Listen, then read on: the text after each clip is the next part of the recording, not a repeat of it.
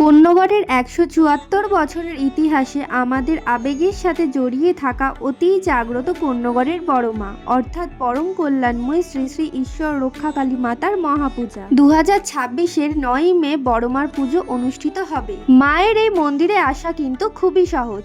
আপনি যদি ট্রেনে আসতে চান তাহলে হাওড়া ব্যান্ডেল মেন লাইন কোন্নগর স্টেশনে নামুন, ১ নম্বর ওভারব্রিজ দিয়েও নামতে পারে, অথবা ৩ নম্বর প্ল্যাটফর্ম দিয়ে নেমে সামনেই পেয়ে যাবে টোটো স্ট্যান্ড।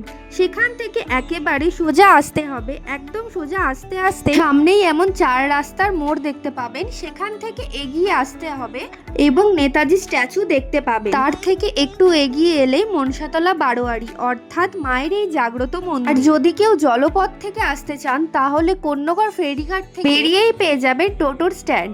সেখান থেকে মাত্র কিছুক্ষণের মধ্যেই পৌঁছে যেতে পারেন মায়ের এই পুণ্যধামে।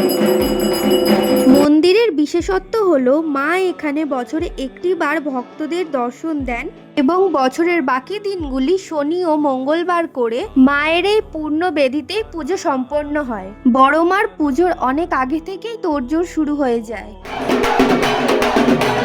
৩৬৫ দিনের অপেক্ষার পর মায়ের এই আগমনে ভক্তদের মধ্যে যা উচ্ছ্বাস, যা আনন্দ, তা ভক্তদের মাঝেই প্রকাশ পায়। বড়মার আশীর্বাদ সবার উপর বর্ষিত হোক। ভক্তি ভরে সবাই মিলে বলুন জয় বড়মা।